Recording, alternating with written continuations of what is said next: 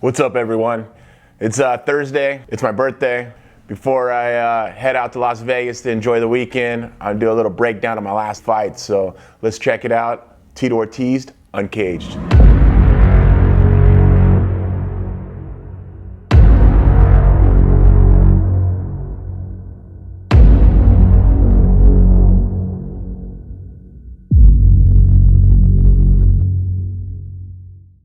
All right, so we're watching actually first fight that I'm gonna bring you guys is me against Chael Sonnen for Bellator 170. And this fight was my life at the time. You know, walking out with Jacob was a big part. You know, it kind of put all the pressure on me, but I put in a great camp and I was ready to go to war. It was 20 years in the making. You know, 19 years prior to this, Chael Sonnen pinned me on my birthday. And my birthday actually was 2 days before this fight. And Chael talked a lot of stuff about me, man. He said a lot of bad things, a lot of personal things about me, and I disliked the guy. I still dislike the guy to this day. And you know, walking out and just having that adrenaline and having Jacob, you know, on my right hand, it was just the most amazing thing. But when I stepped down to the end of the runway and Jacob turned around, I seen tears coming down his eyes. And it really got me. I was like, wow, this is happening. I handed him my Mexican-American flag and I said, Jacob, don't worry, it's gonna be okay. He goes, I know, Dad. Go in there and kick his ass. And I knew it was time to go to war. You know, stepping in the cage, it just felt like my home. Being at the Forum, it was just meant to be. And you know, all the hard work I put into it, everything I did prior to this for the camp in general, I was ready. All the jiu-jitsu I did, all the sparring I did, I was ready. And Chael didn't really understand who he was fighting. You know, he thought that it was going to be an easy fight, but I was going to take it to him. You know, having Amber there and Jacob there, it was just a great thing. And to have the factor of me and him facing off, I mean, I want to punch him in his face right there, but McCarthy was like, you know, I gotta stay professional, I gotta do the right things, but you know, I ain't touching no gloves. And got back to my corner, I said, all right, it's time to swing. I want to try to knock this guy out or submit him, whatever came first. And people kind of feel about the emotions, and there's no feeling like this in the beginning of the fight. You know, it's all the pressure's on, everything's real. Always happens to the first fight, and it's just like what I do in training every single day. You know, I threw a jab to a straight right hand because he is southpaw, and right hands always usually catch guys with southpaws. He had that left foot a little high and a little forward, so I thought I'd go for a single leg high crotch dump. When I went for that, he went for a guillotine and tried to choke me, but I got out of that position. You know, I felt like I was okay. I felt like I was in an okay position. He had a 3/4 stack on me, which is a normal position in wrestling. I mean, I'm not getting choked or anything. You know, I hear a lot of people saying, oh, you tapped in this position. BS. There was never no submission at all. It was just me controlling his hands, reaching, and he had no position at all. I just made sure I had hand control. He tried to switch and go to arm in guillotine, which he's not getting on me, no possible way. I made sure my legs flyered all the way over, which meaning kind of like cartwheel all the way over to the side. He had a head and arm front headlock or a guillotine, but it wasn't tight just because I had the half guard. And I remember to give me the thumbs up to John McCarthy saying I'm okay. I started working on the hand position, sliding my head out. Once I slid my head out, it was done. And this position that I worked on right here of getting a half guard, I worked all the time with Scott Carr and Rafael Davis, and I ended up pulling my head out, getting full mount, and this is the position that I worked this whole camp with Scott Carr and Rafael Davis is working mount, and I hit him with an elbow, and I don't think he liked that at all, and just the dominance I had on top. When he gave his back, my automatic reaction was to look for rear naked choke. I was just kind of secure position by getting the underhook on one side, had the overhook with the rear naked choke. I tried to do the lion's kill. And when I did the lion's kill, he grabbed my hand and pulled it down. And when he pulled it down, I wanted to lock my hand. And what it is a Greco grip. Have you guys seen the Conor McGregor versus Khabib? Khabib choked Conor with exactly the same choke. and there's a lot of pressure. And when you're dry in the first round, there's nowhere to slip. There's no sweat or anything. So, I mean, I was going to squeeze and break his jaw off. And this was probably one of the best feelings that I had. You know, prior to this camp, I had a little bit of neck problems. You know, I ended up getting surgery after this fight. I got a 3-level disc replacement in my neck, but I was able to continue on. You know, having this win was a great win. I was very thankful for Bellator. When the fight was over, I remember taking my gloves off and saying, "Is this the last time?" And I thought in my mind, you know, this is the last time. You know, I got sick of getting surgeries. I got sick of being, you know, in neck pain. But to have my hand raised, everything was worth it. I was willing to sacrifice my life for it. You know, and seeing the smile on Jacob's face, seeing the smile on Amber and all my friends and family that were in the house that night at the Forum in Los Angeles was amazing. It was just the energetic feeling. I mean, the fight lasted, what, 2.5 minutes at the most. And I was never in any bad position. You know, when they show him having the guillotine, I never was in any bad position. But once I got the mount and I dropped a couple elbows on him, and those are straightforward elbows, and those are super, super hard, he was willing to give his back. And I got rear naked choke position, both legs in.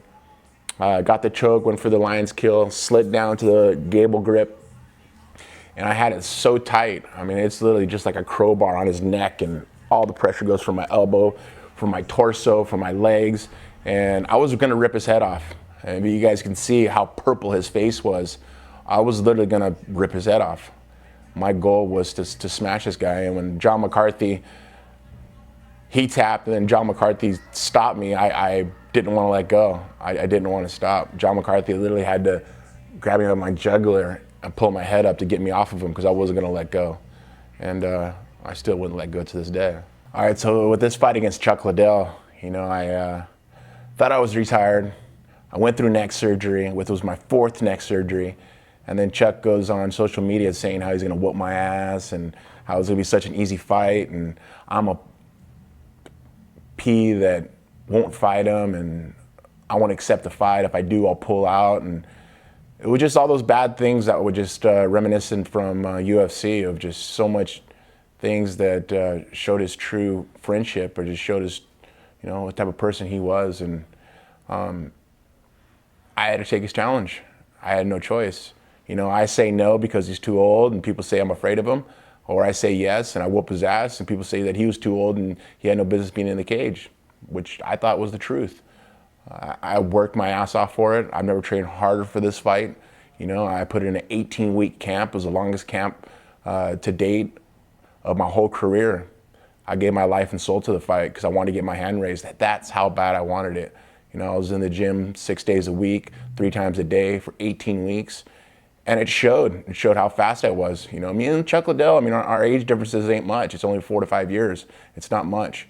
But I've taken care of my body. I've eaten right. I lived a healthy life. And it showed in the fight.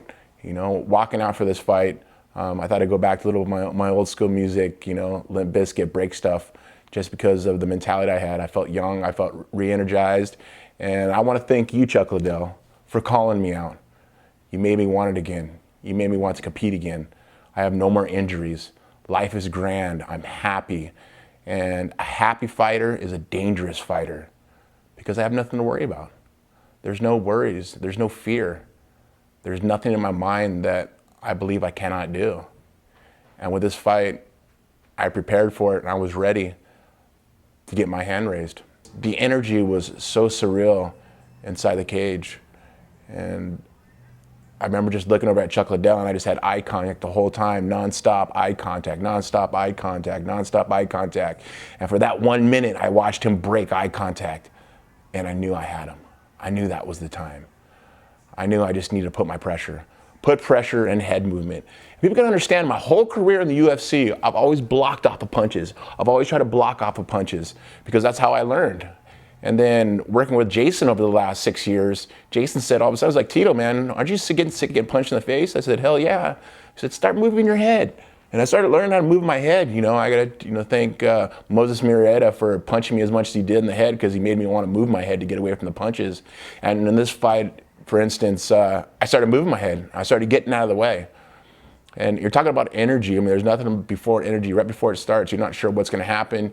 You just know what you're prepared to do. And when the referee says, "Are you ready? You're ready. Let's go." The emotions are surreal. It's kind of like, wow, man, I'm making goosebumps on my arms right now just because of that feeling. And I knew what I needed to do is be first, be fast, and get my hand raised. And just the build-up for this, it was great. You know, me and Chuck, we did our promotion as great as we possibly can do. You know, De La Hoya didn't do a great job promoting it, just to be on Fight, and that was it for the fight in general. We got the most as we probably possibly could out of it. But my number one thing was to get my hand raised. The head movement here was a big thing with Chuck. I wanted to make sure that I watched out for that looping hook to a looping right hand. So I made sure a lot of head movement, a lot of circling, a lot of stepping, trying to hit him with the jab, touch him with the jab, touch him with the jab. You know, right there, I tried to throw an overhand looping hook just because I was getting a little brave. You know, I felt a little stiff. Inside kick, you know, I touched him just a little bit, but I was just kind of waiting to see how he would punch and his footwork. And I've always known with Chuck Liddell, he always puts that left foot forward. So you got to try to take that leg out by inside kicks, outside kicks. But I was just wanting to make sure that I always keep my head moving from side to side to try to keep away from his jab, his hooks, and his overhand rights, because those are the most devastating punches that he usually throws and knocks guys out. And once again, right here is just moving head movement. Every time he came in, I stepped away. He came in, I stepped away. And that, once again, it goes to sparring, goes into good mitt work with Jason, good sparring with Moses Murrieta.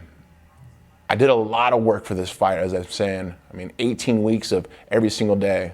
Right there, throwing a straight right hand, and I actually clipped him a little bit with it. But, you know, he was pulling away from the punch, so I didn't connect fully.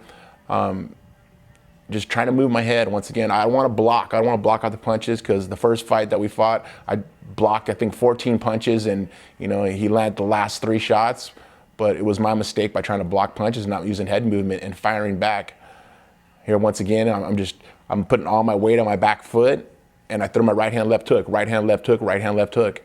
And that was most of the combinations that we worked. A lot of feints, side to side, feinting the shot to make him expect that I was going to shoot, but then dropping a jab, following the jab behind my feints. And feints really helped out a lot. Right there, I throw a head kick, and I missed him by that much. If I would have hit him that head kick, he would have been out cold. But once again, just a little feints. And I started getting a little more confident here because he kept backing up, and my pressure kept going forward and forward and forward.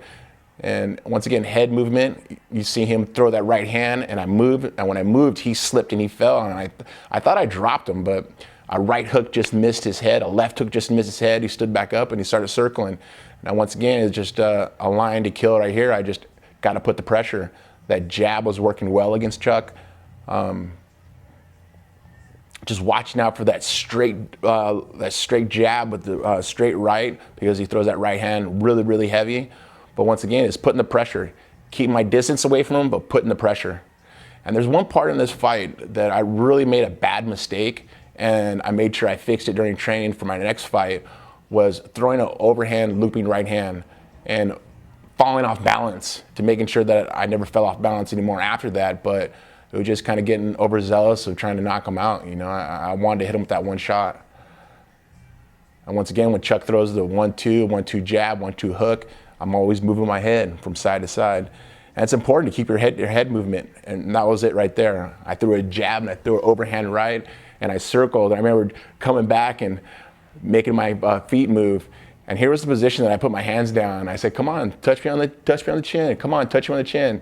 And that actually goes out to Jason Ellis, because I did an interview with him, and he said that if you put your hands down when Chuck tries to punch you, I'll get a tattoo of Tito on myself. And, you know, Jason Ellis, he did. So thank you so much. So going back to the fight once again, I just felt the pressure. You know, head movement, putting the jab, putting the right hand falling right behind it, but of getting my head movement.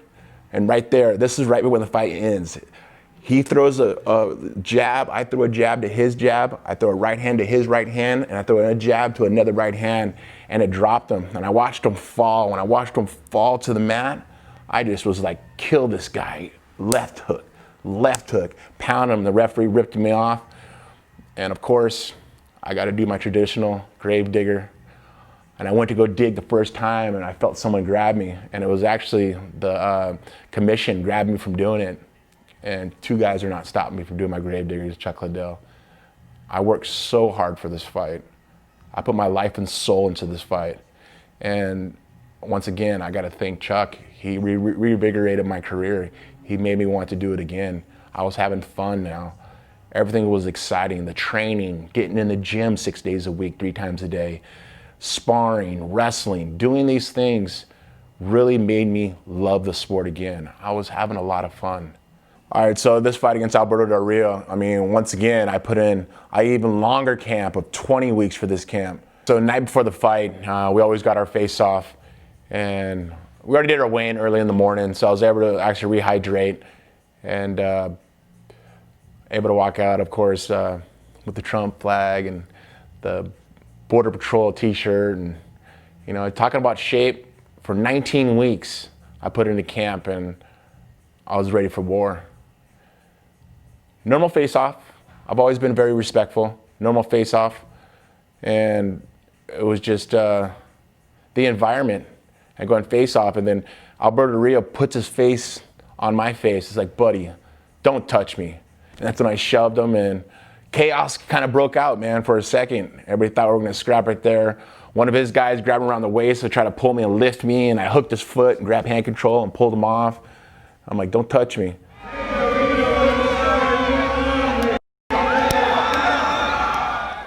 Don't put your forehead on me. That's just a sign of disrespect. If anybody ever thought that that was just something that we're building up for the fight, maybe they were. I wasn't. I was ready to fight. Before my fights, I got to make sure I warm up really, really well. I get my light jog going, and then right after the light jog goes for 15 minutes, and I do my 5 sprints, and I'm doing 50-yard sprints. I'm trying to sprint out because I know my shape is just amazing. I'm in the best shape possible when it's fight time. I make sure that I prepared the right way so I can warm up as hard as possible. And when I'm sitting here in the cage and I'm looking across, and Alberto Del Rio looks like he's ready. He looked like he was a little nervous, but he looked like he was ready. I was ready, and I know what I needed to do to get my hand raised. Either I was going to punch him on his feet or I was going to choke him. But mentally, in my mind, I was going to punch him. I was going to strike him. I wanted to punch him. I didn't want to just choke him super fast. I wanted to punch him. I think the feeling in general is just my emotions. I feel invincible. I feel the confidence build more and more and more for when I'm stepping in the cage, and my confidence is through the roof, and I feel invincible. I feel like no one can beat me, no one in the world. I know I did all the work possible, and this guy in front of me is going to be a victim. And wait for him to break eye contact. When he breaks eye contact, boom, that's when I know he's done. But then we go face off, and the guy can look at you with the meanest look as possible, and that's just fear in his heart. He already knows he lost, but it's just a fear in his heart. And right now is just pretty much all reaction time. Everything is a reaction to an action. And Alberto Del Rio didn't know what to expect, but I knew what I was going to do. I was going to push the fight to him right off the bat. Hands up, and let's fight, and put in the pressure. And he wasn't even sure how to hold his hands, where to hold his hands. I know I'm keeping my hands up, and I want to punch him in the face. So when the referee says, you ready? Are you ready? Let's go. It was just pushing my pressure forward, but making sure my head was moving. I'm moving my head. I threw a right hand, went for a double underhook, and he threw me. And let me tell you, when I hit the mat, all the lights go, psh, and I was like, what? Like within a quarter of a second. And I was like, all right, head position, circle, get over the top. He goes over the top, I get half guard. And actually, Alberto was really, really strong in this position by pushing my face away. I was just trying to slip his arm by, and I couldn't get his arm past my chin, and he just kept pushing my neck forward. And I was just trying to control him and just kind of slow everything down as much as possible. I tried to go knee on belly, I couldn't do that, so I sat out, got underneath the arm, and I was just trying to control him, make sure he doesn't kind of go crazy and get out of position, let myself get out of position, but just get in a position where I could strike, rain down elbows, rain down punches, but he's doing a great job by controlling my hands. I was trying to go for a cross elbow, and he controlled my hands. Once again, I was trying to get mount. I tried to do knee on belly. That's when he bellied down. And right here, I had the guillotine. I had it so tight, But I thought in my head, I was like, I don't want to finish it here. I want to punch him. So I punched him in the body one side, I switched to the other, and I had the guillotine even tighter. And so I pushed him against the fence. I was like, you know what? I want to punch this guy in the face. I want to go swing, right hand, another right hand, and changing levels. Left hook, missed. Right there to a knee pick to the inside single, and I dumped him straight to his back. And to hear the thud when he hit the mat, I was like, all right, this is gonna be a good position. Then he goes for a single leg, and let me tell you, anybody who goes for a single on me, you're not taking me down. No possible way. My takedown defense is really, really good. Yes, I have skinny legs, but my takedown defense is super good just from all the college wrestling. And not D2, D3, but D1 wrestling. And just keeping the pressure. Now in this position on top, my corner is right to the right of me, and I could hear my corner saying, Tito, 2-on-1. It's Rafael Davis and Scott Carr going 2-on-1. And this is the same position that Khabib works, is 2-on position against the fence of keeping heavy pressure, dragging him back down, hooking his feet, dragging him back down. And this position is impossible for people to get away from. And I worked all this for the Chuck Liddell fight. So it's just a reminiscence coming back a year later of doing exactly the same thing, but I did it so much the year prior, and I did it for this fight also, with just keeping heavy hips. Heavy hips. Going from 2-on-1 to the other side, and I'm just touching them. I'm just peppering them. You know, I've got wrist control. That's the same thing as Khabib does to all the fighters he fights against, is wrist control. Lock the feet, latch on the feet, and just be a wet rag on top of the person. And that's what I tried to do against Alberto. And he couldn't really take on the abuse that I was giving him, and he gave his back. And I put hooks in. As of course, Scott Carr, my jiu-jitsu coach, we go over this position many a times. That position during the fight for Alberto Del Rio, we went through many of times for the Chuck Liddell fight. So at the end of this fight, like I say, I normally do my grave digger and I dig super deep, and a few dig holes, making sure to bury his body. But Alberto Del Rio just got a little scoop. Then he got a little pull. Then he got a little pat. And that's all he got. That's all he deserved. Now it was time for me to get my WWE belt away from him. Get the spinner belt. A real belt, not a fake belt, a real belt. Real leather, real metal. And let me tell you, when I grabbed that belt and I handed it to my boys, the smiles on their face were just, I couldn't even explain it. You can't even explain it. There's nothing to explain the happy and the joy you see in a kid's eyes when he gets a WWE championship belt in his hands. And it's a real one. And his dad just won it for him. For a fight. Not a professional wrestling match. A real fight. And I took it from him. And let me tell you, Alberto was pissed because he was cussing. He was so mad. He was screaming. He was pissed he had to lose it. Because he worked hard for it. You know, you have to work super, super hard. And you just don't become a WWE champ by just... by easy. You got to show that you're a fan-worthy wrestler, and you got to sell yourself the right way. And he did it, and he became the world champion. I worked my ass off to become the UFC world champion, and I was willing to put my belt on the line, and he was willing to do the same thing too. Well, now that I have that belt, I don't know. We're gonna see what 2020 is gonna give to me. I'm excited. I don't want to let any cats out of the bag just yet. I want to continue entertaining. Entertaining has always been my life. As a young kid of 5, 6 years old, watching Hulk Hogan and going, man, I want to be like him. I want to be him. I want to be the world champion. And I've been able to do that through UFC, through mixed martial arts. I remember walking into the wrestling room as a kid and asking, where's the ring at? And everybody laughing at me, saying, this is totally different wrestling. I have a great opportunity ahead of me. All you guys will know the information soon. But this guy still, once again, I got to do the work. The sky's the limit. And let me tell you, I'm shooting for the stars.